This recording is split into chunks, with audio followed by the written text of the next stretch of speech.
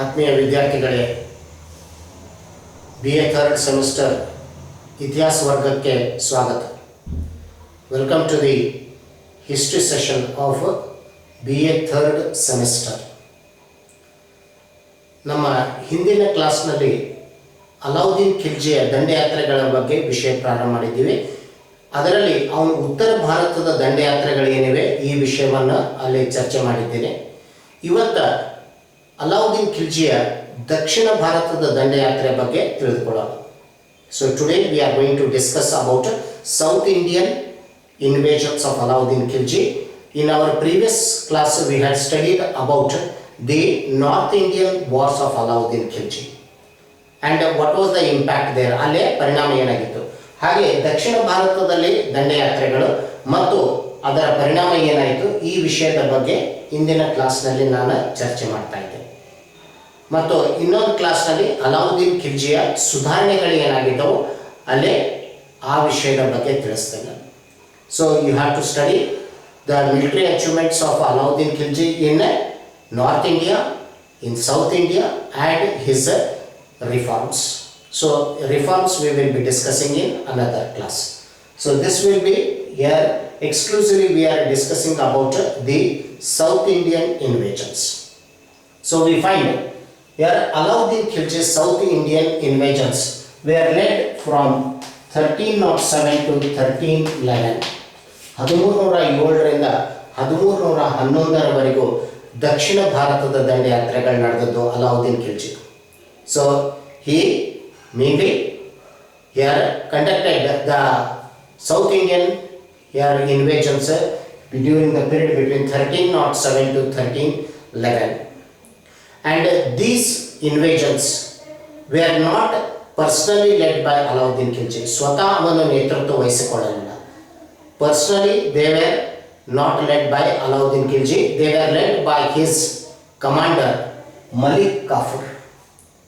ಅವನ ಸೇನಾಧಿಪತಿಯಾದಂಥ ಮಲಿಕ್ ಕಾಫೂರ್ ಇದರ ನೇತೃತ್ವವನ್ನು ವಹಿಸಿಕೊಂಡಿದ್ದ.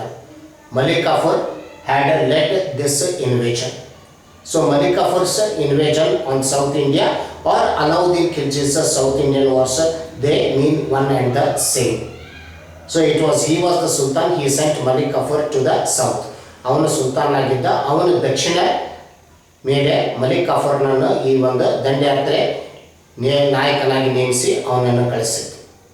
Now before we go to the study of the invasions, now first thing what we will know is which is the important source to know about this South Indian invasion.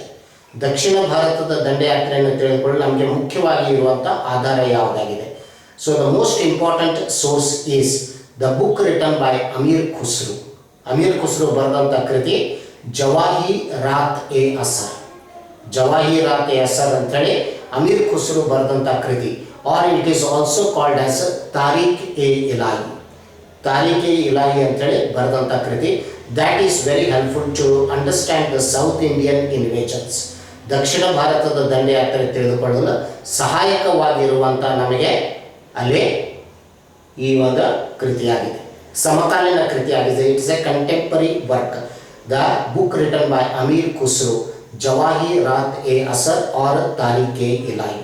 It narrates about Malik Kafur's South Indian conquest.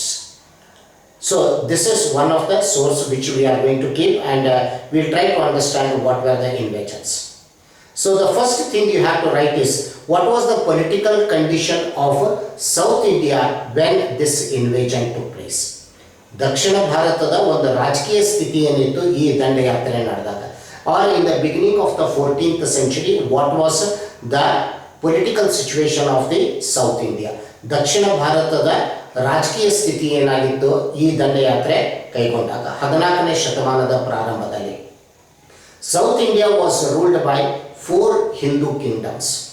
4 Hindu ರಾಜ್ಯಗಳು ಆಳ್ತಾ ಇದ್ದವು ದಕ್ಷಿಣದಲ್ಲಿ. So ದೇವೇ Yadava kingdom, Kakatiya kingdom, Hoysala kingdom and the Pandya kingdom. 4 ರಾಜ್ಯಗಳಿದ್ದವು. There were 4 kingdoms: Yadava, Kakatiya, Hoysala, Pandyas. Or you can say the 4 Hindu dynasties were ruling. 4 Hindu ಮನೆತನಗಳು ಆಳ್ತಾ ಇದ್ದವು ಯಾದವ ಮಂಥನ ಮಹಾರಾಷ್ಟ್ರ ಪ್ರದೇಶದಲ್ಲಿ ಆಳ್ತಾ ಇದ್ರು. Devagiri was the capital. Devagiri ಅವರ ರಾಜಧಾನಿಯಾಗಿತ್ತು. ಇನ್ನು ಮೇನ್ಲಿ ಆಂಧ್ರ ರೀಜನ್, ಆಂಧ್ರ ಪ್ರದೇಶದಲ್ಲಿ ನಾವು ನೋಡಿದರೆ ಅಲ್ಲಿ ಕಾಕತೀಯರು ಆಳ್ತಾ ಇದ್ದರು. The Kakatiyas were ruling in the Andhra region, Telangana ಪ್ರದೇಶ ಅಂತೇಳಿ ಅದನ್ನು ಕೂಡ ಕರೀತಾರೆ ಈಗ. So that region was ruled by the Kakatiyas. ಆಗ ಅಲ್ಲಿ ವರಂಗಲ್ ಅವರ ರಾಜಧಾನಿಯಾಗಿತ್ತು. ಕಾಕತೀಯ ಮಂಥನದ ಹೆಸರು. ಕರ್ನಾಟಕ ಪ್ರದೇಶದಲ್ಲಿ ಹೊಯ್ಸಳ ಮಂಥನವಾಡ್ತಾ ಇತ್ತು. In Karnataka the Hoysalas were ruling and Dwara Samudra was the capital.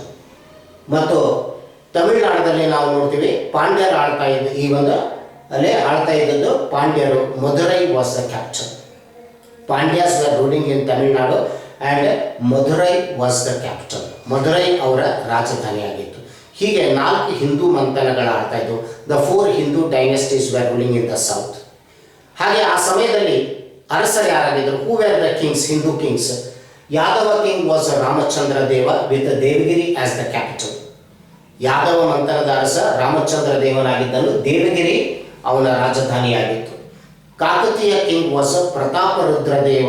ವರಂಗಲ್ was his capital. Warangal ಅವನ ರಾಜಧಾನಿಯಾಗಿತ್ತು. The Hoysala king was Veera Ballala the third and Dwara Samudra was the capital.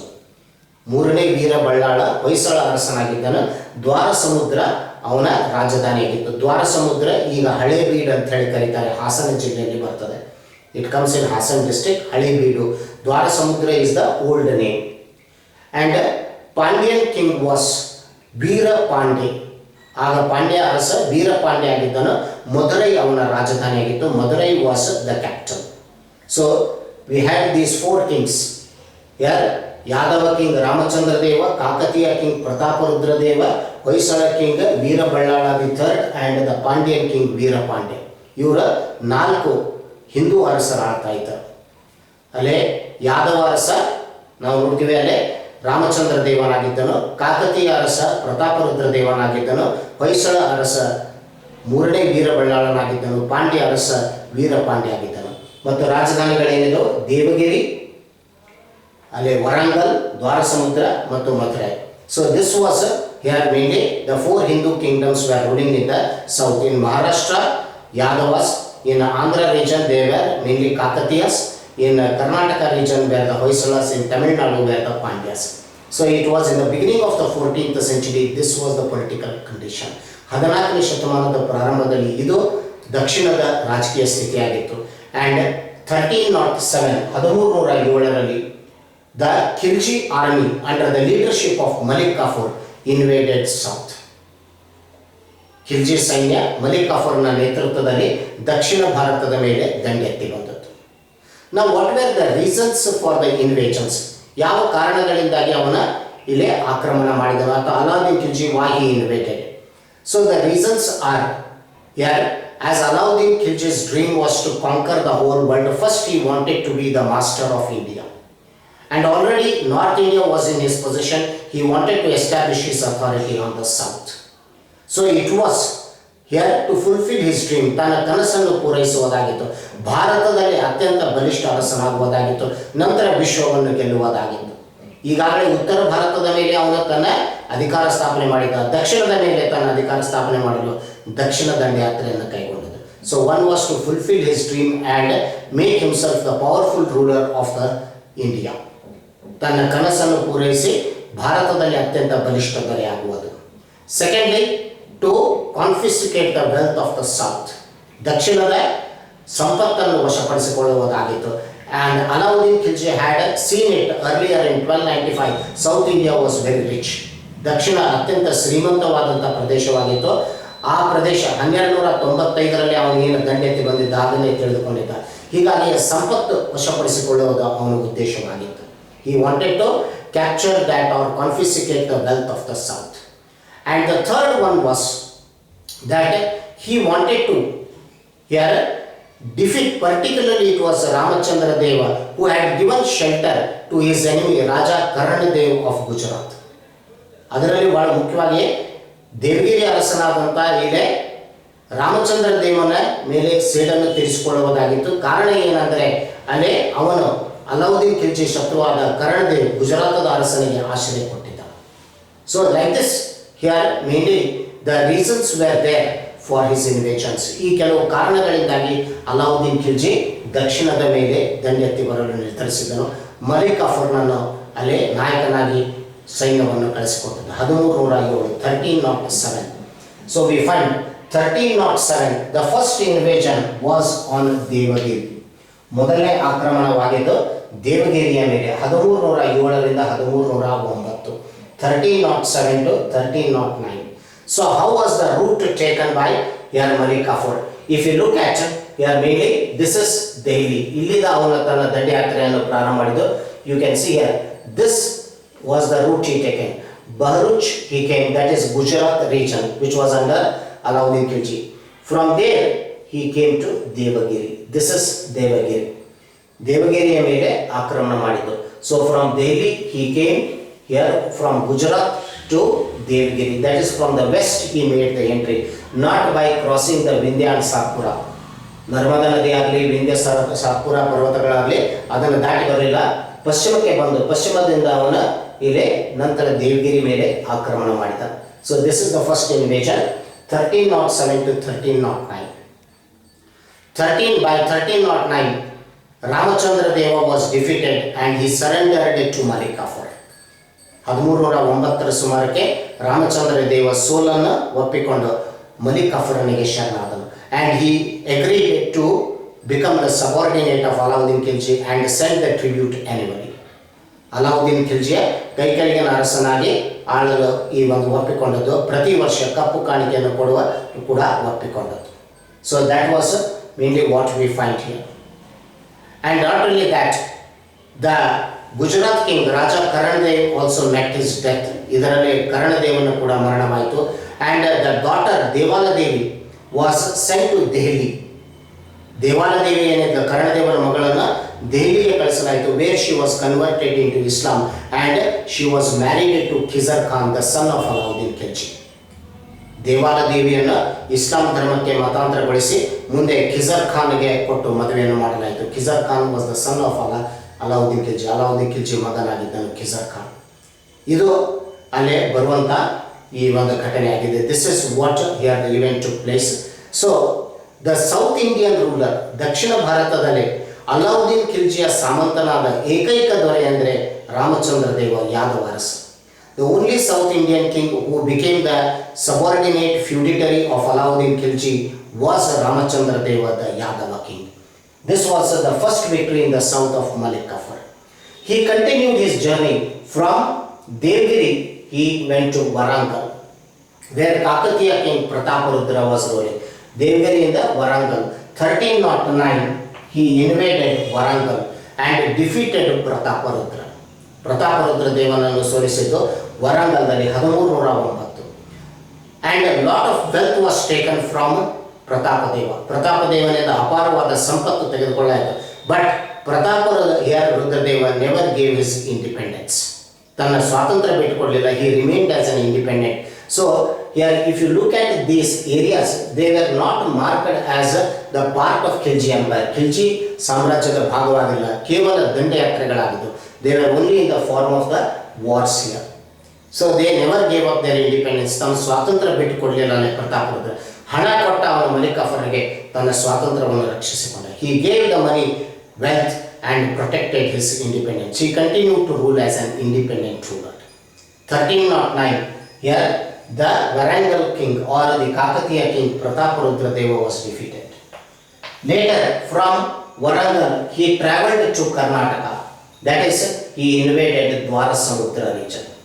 The Hoysala here capital Dwarasamudra or Halebeedu, what we know in Hassan district today. ದ್ವಾರಸಮುದ್ರದ ಮೇಲೆ ದಂಡೆತ್ತಿ ಬಂದ ಹೊಯ್ಸಳ ರಾಜಧಾನಿಯಾಗಿತ್ತು. The Hoysala king Veeraballala III was defeated. 1310ರಲ್ಲಿ ಮೂರನೇ ವೀರಬಳ್ಳಾಳನ ಮೇಲೆ ವಿಜಯ ಸಾಧಿಸಿದ Malik Kafur. He had the victory over ವೀರಬಳ್ಳಾಳ III, the Hoysala king. And it was here we find during the invasion the most famous temple of Hoysalas at Dwarasamudra, Hoysaleshwara temple, met the destruction. So today you see it, partly it is destroyed. ಈಗ ಹೊಯ್ಸಳೇಶ್ವರ ದೇವಾಲಯ ಏನು ನೋಡ್ತೀರಿ ಅಲ್ಲಿ ಹಳೆಬೀಡಿನಲ್ಲಿ ಅದರ ಭಾಗಶಃ ಅದು ಎಲ್ಲ ನಾಶವಾಗಿ ಹೋಗಿದೆ. ಯಾವಾಗ ನಾಶ ಆಯ್ತು ಅಂದರೆ 1310 ಮಲಿಕ್ ಕಾಫರ್ನ ದಂಡೆ ಆಗ್ತಾರೆ ಸಮಯದಲ್ಲಿ. So in 1310 in Malik Kafur's invasion it was partially destroyed. Veeraballala the third was defeated. ಮೂರನೇ ವೀರಬಳ್ಳಾಳ ಅಲ್ಲಿ ಸೋಲನ್ನು ಇಲ್ಲೇ ಅನುಭವಿಸಿದನು. And he also paid a lot of wealth to Malik Kafur and saved his independent. He continued to rule as an independent ruler. ಅವನಿಗೆ ಹಣವನ್ನು ನೀಡಿ ಮಲಿಕ್ ಕಾಫರ್ನಿಗೆ ತಾನು ಸ್ವತಂತ್ರವಾಗಿ ಆಳಿಕೆ ಮುಂದುವರಿಸಿದನು. That was here the victory over the Hoysala king ವೀರಬಳ್ಳಾಳ the third. And from there he marched towards Madurai in Tamil Nadu. ಮುಂದೆ ಮಧುರೈದ ಮೇಲೆ ದಂಡೆತ್ತಿ ಹೋಗಿದ್ದು. That is invasion on Madurai 1311 where Pandyan king Veerapande and his brother Sundar Pande were defeated. 1311ರಲ್ಲಿ ಪಾಂಡ್ಯ ಅರಸನಾದಂಥ ವೀರಪಾಂಡೆ ಮತ್ತು ಅವನ ಸಹೋದರನಾದ ಸುಂದರ ಪಾಂಡ್ಯನು ಅಲ್ಲಿ ಸೋಲಿಸಲಾಯಿತು. 1311 1311 he defeated them and a lot of wealth fell into here the hands of Malik Kafur. Malik Kafurನ ವಶಕ್ಕೆ ಸಾಕಷ್ಟು ಹಣ ಬಂದಿತು. But Pandyas never lost their independence. ತಮ್ಮ ಸ್ವಾತಂತ್ರ್ಯವನ್ನು ಅಲ್ಲಿ ಕಳೆದುಕೊಳ್ಳಲಿಲ್ಲ ಅವರು. They continued as an independent rulers there. And after this victory, ಈ ವಿಜಯದ ನಂತರ, ಮಧುರೈದ ಮೇಲೆ ವಿಜಯ ಆದ ನಂತರ ಯಾರು Malik Kafur march up to Rameswaram. ಮಧುರೈದಿಂದ ರಾಮೇಶ್ವರಮದವರೆಗೂ ಅವನ ಮುಂದೆ ಪ್ರಯಾಣ ಬೆಳೆಸಿದ್ದು. He march up to Rameswaram. Rameswaram was the last place he reached in the south. And it is in Rameswaram to mark the success. ದಕ್ಷಿಣದಲ್ಲಿ ಅವನು ಸಾಧಿಸಿದಂಥ ವಿಜಯದ ನೆನಪಿಗಾಗಿ ರಾಮೇಶ್ವರಮದಲ್ಲಿ ಅವನು ಒಂದು ಮಸೀದಿ ಕಟ್ಟಿಸಿದನು. He got constructed a mosque at Rameswaram which is called as the Jama Masjid of Rameswaram. ಅದು ಜಾಮಾ ಮಸೀದಿ ಅಂತ ಹೇಳಿ ಕರೆಯಲಾಗಿದೆ ರಾಮೇಶ್ವರಮದ್ದು. And this is considered to be the first mosque of south India. ದಕ್ಷಿಣ ಭಾರತದ ಮೊದಲನೇ ಮಸೀದಿ ರಾಮೇಶ್ವರಮದ ಜಾಮಾ ಮಸೀದಿ ಆಗಿದೆ. ಭಾರತದ ಪ್ರಥಮ ಮಸೀದಿ ಅಂದರೆ ಕುವಾತುಲ್ ಇಸ್ಲಾಂ ಮಸೀದಿ ಆಗಿದೆ, ದೆಹಲಿಯಲ್ಲಿ ಐಬಕ್ ಕಟ್ಟಿಸಿದ್ದು. ಆದರೆ ದಕ್ಷಿಣ ಭಾರತದಲ್ಲಿ ಪ್ರಥಮ ಮಸೀದಿ ಯಾವುದಾಗಿದೆ ಅಂದರೆ ಮಲಿಕ್ ಕಾಫೂರ್ ರಾಮೇಶ್ವರಮದಲ್ಲಿ ತನ್ನ ವಿಜಯದ ನೆನಪಿಗಾಗಿ ಕಟ್ಟಿಸಿದಂಥ ಮಸೀದಿ ರಾಮೇಶ್ವರಮದ ಜಾಮಾ ಮಸೀದಿ. That is the first mosque of uh mainly south India. So after this uh with the large wealth Malik Kafur return back to uh north. ಈ ಅಪಾರವಾದ ಸಂಪತ್ತಿನೊಂದಿಗೆ ಇಲ್ಲೇ ಮಲಿಕ್ ಕಾಫೂರನು ಉತ್ತರ ಭಾರತಕ್ಕೆ ಹಿಂದೆ ತಿರುಗಿತು. And Alauddin Khilji was very much pleased here with the victories here, and he honored Malik Kafur by rich and lavish gifts. ಅಪಾರವಾದ ಕಾಣಿಕೆಗಳನ್ನು ಕೊಟ್ಟು ಮಲಿಕ್ ಕಾಫೂರನಿಗೆ ಗೌರವಿಸಿದನು. ಅವನ ವಿಜಯವನ್ನು ಇಲ್ಲಿ ಮೆಚ್ಚಿ. So this was the South Indian victory here of Malik Kafur on behalf of Alauddin Khilji. Lastly, to conclude, what was the impact of these invasions? ಈ ದಂಡಯಾತ್ರೆಗಳ ಪರಿಣಾಮ ಏನಾಯಿತು? What impact it had? So, by these invasions, we find Alauddin Khilji became the most powerful ruler in India. ಇಡೀ ಭಾರತದಲ್ಲಿ ಅವನು ಒಬ್ಬ ಬಲಿಷ್ಠ ದೊರೆಯಾದ. Lot of wealth fell into the hands of Alauddin Khilji. Alauddin ಖಿಲ್ಜಿಗೆ ಅಪಾರವಾದ ಸಂಪತ್ತು ದೊರಕಿತು. ದಕ್ಷಿಣದಿಂದ ಏನು ಅವನ ಮಲಿಕ್ ಕಾಫೂರ್ ತೆಗೆದುಕೊಂಡು ಬಂದಿದ್ದ. So he became the most powerful ruler here in the India. ಭಾರತದಲ್ಲಿ ಅತ್ಯಂತ ಬಲಿಷ್ಠ ಅರಸನಾದ. So Alauddin Khilji was benefited by this invasions. Alauddin ಖಿಲ್ಜಿಗೆ ಸಾಕಷ್ಟು ಲಾಭಗಳಾದವು. But here the impact of this Muslim invasion was we slowly notice the fall of all the 4 major dynasties of the south. ಇವೆಲ್ಲ 4 ಮಂಥನಗಳೇನಿದ್ದವು, ಯಾದವ, ಕಾಕತೀಯ, ಹೊಯ್ಸಳ ಮತ್ತು ಪಾಂಡ್ಯರು. ಕ್ರಮೇಣವಾಗಿ ಈ ಮನೆತನಗಳು ಪತನವಾದವು. Slowly these dynasties declined and we notice very soon here this in south India the political vacuum was created. ದಕ್ಷಿಣ ಭಾರತದಲ್ಲಿ ಮುಂದೆ ಸುಮಾರು ಒಂದು ಇಲ್ಲೇ 3 ದಶಕದ ಕಾಲದಲ್ಲಿ within a span of 3 decades all these dynasties collapsed. ಈ ಎಲ್ಲ ಮನೆತನಗಳ ಪತನವಾದವು. 4 ಮನೆತನಗಳ ಪತನವಾದವು. ಒಂದು ರೀತಿಯಲ್ಲಿ ರಾಜಕೀಯದಲ್ಲಿ ಈ ಒಂದು ನೋಡ್ತೀವಿ, ಯಾವುದೇ ಬಲಿಷ್ಠ ಮನೆತನವಿರಲಿಲ್ಲ. No powerful dynasty was there in the south. So with the decline of this, because of these Muslim invasions, ಈ ಮುಸ್ಲಿಂ ಆಕ್ರಮಣಗಳಿಂದಾಗಿ the political vacuum was created. ರಾಜಕೀಯವಾಗಿ ನಾವು ನೋಡ್ತೀವಿ ಯಾವುದೇ ಒಂದು ಬಲಿಷ್ಠ ಮಂಥನ ನಾವು ದಕ್ಷಿಣದಲ್ಲಿ ಕಂಡು ಬರುವುದಿಲ್ಲ. So this vacuum was filled up litre in 1336 with the establishment of Vijayanagara. So in one way we can say the South Indian Muslim invasions, no doubt it brought the Muslims towards the south. ದಕ್ಷಿಣದಲ್ಲಿ ಮುಸ್ಲಿಮರು ಬರೋ ಹಾಗೆ ಆಯಿತು. The political gates of South India were open to the Muslims. ದಕ್ಷಿಣ ಭಾರತದ ರಾಜಕೀಯ ದ್ವಾರಗಳು ಮುಸ್ಲಿಮರಿಗೆ ತೆರೆಯಲಾದವು ಅಂತ ಹೇಳ್ಬೋದು. But also it gave rise to a new dynasty in south India, the Hindu dynasty Vijayanagara. ಆದರೆ ಈ ಒಂದು ದಂಡಯಾತ್ರೆಗಳಿಂದ ಮುಂದೆ ನಾವು ನೋಡ್ತೀವಿ ಅಲ್ಲೇ ಈ 4 ಹಿಂದೂ ರಾಜ್ಯಗಳ ಪತನವಾದ ಕಾರಣಕ್ಕಾಗಿ ಇಲ್ಲಿ ಮುಂದೆ ಒಂದು ಹೊಸ ಹಿಂದೂ ರಾಜ್ಯ ಸ್ಥಾಪನೆ ಆಯಿತು, ಅದೇ ವಿಜಯನಗರ ಸಾಮ್ರಾಜ್ಯವಾಗಿತ್ತು. So in one way we can say these Muslim invasions paved the way for the rise of Vijayanagara. ದಕ್ಷಿಣದಲ್ಲಿ ವಿಜಯನಗರದ ಈ ಒಂದು ಇಲ್ಲಿ ಸ್ಥಾಪನೆಗೆ ಇದು ಅನುಕೂಲವಾಯಿತು. No doubt the Muslim here mainly invasions to place later. ಅಲ್ಲಿ ಮುಸ್ಲಿಂ ಆಕ್ರಮಣಗಳು ನಡೆದವು, ಮುಸ್ಲಿಂ ಮಂಥನಗಳ ಸ್ಥಾಪನೆ ಆಯಿತು ದಕ್ಷಿಣದಲ್ಲಿ. ಆದರೆ ಇನ್ನೊಂದು ಕಡೆ ನಾವು ನೋಡ್ತೀವಿ ಆ ಹಿಂದೂ ಮಂಥನ ಮಹಾ ಸಾಮ್ರಾಜ್ಯವಾದ ವಿಜಯನಗರ ಸಾಮ್ರಾಜ್ಯವಾಯಿತು, which came to be considered as the most powerful Hindu dynasty in the medieval period of India. ಭಾರತದ ಮಧ್ಯಕಾಲೀನ ಇತಿಹಾಸದಲ್ಲಿ ಅತ್ಯಂತ ಬೃಹತ್ ಹಿಂದೂ ಮಂಥನ ಮತ್ತು ಬಲಿಷ್ಠ ಹಿಂದೂ ಮಂಥನ ಅಂದರೆ Vijayanagara ಮಂಥನವಾಗಿತ್ತು. So it led, or the impact of this was they have the mainly it paved the way for the rise of mainly the Vijayanagara. So this was the impact of the South Indian invasions. And from 1311 to 1316, Alauddin Khilji ruled as the most powerful ruler of India. ಇಡೀ ಭಾರತದ ಒಬ್ಬ ಬಲಿಷ್ಠ ದೊರೆಯಾಗಿ ಮುಂದೆ 1316ವರೆಗೂ ಅವನು ರಾಜ್ಯಭಾರ ಮಾಡಿದ. So in North India, through his conquest, he expanded his empire. ತನ್ನ ರಾಜ್ಯವನ್ನು ವಿಸ್ತರಿಸಿದನು, ಅದರ ಸಾಮ್ರಾಜ್ಯವನ್ನು ಕಟ್ಟಿದ ಉತ್ತರ ಭಾರತದಲ್ಲಿ ತನ್ನ ದಂಡಯಾತ್ರೆಯಿಂದ. And in mainly South India, through the mainly the invasions, he established his authority on the South Indian rulers. ಕೇವಲ ತನ್ನ ಅಧಿಕಾರವನ್ನು ಸ್ಥಾಪನೆ ಮಾಡಿದ, ಸಾಮ್ರಾಜ್ಯ ವಿಸ್ತರಿಸಲಿಲ್ಲ ದಕ್ಷಿಣದಲ್ಲಿ.